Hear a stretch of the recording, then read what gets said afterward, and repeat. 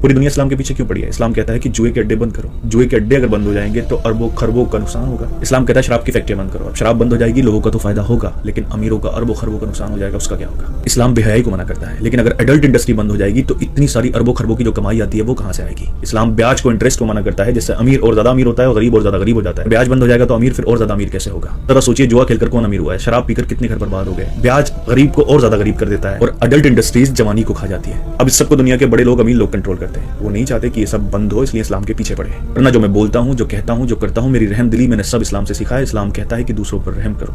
अगर तुम्हारा पड़ोसी तुमसे नाराज है तो तुम्हारा रब तुमसे नाराज है। माँ बाप अगर तुम पे जुल्म भी करें तो उनके सामने उफ तक मत करो। ये मर्तबा माँ बाप का दिया है। एक इंसान कभी भी नेक नहीं हो सकता अगर वो दूसरों के लिए वैसे ही नहीं सोचे जैसा अपने लिए सोचता है। इस्लाम कहता है भूखों को खाना खिलाने से रब सबसे ज्यादा राजी होता है। भूखों को खाना खिलाओ और उनसे उनका जात और धर्म मत पूछो। इस्लाम ने औरत की इतनी इज्जत बताई है कि अगर सामने आए तो अपनी पलकों को झुका लो। इस्लाम कहता है ज्यादा फालतू पानी ना बहाओ। अब जो पानी बहाने को मना करता है वो किसी बेगुनाह के खून की इजाजत कैसे दे सकता है?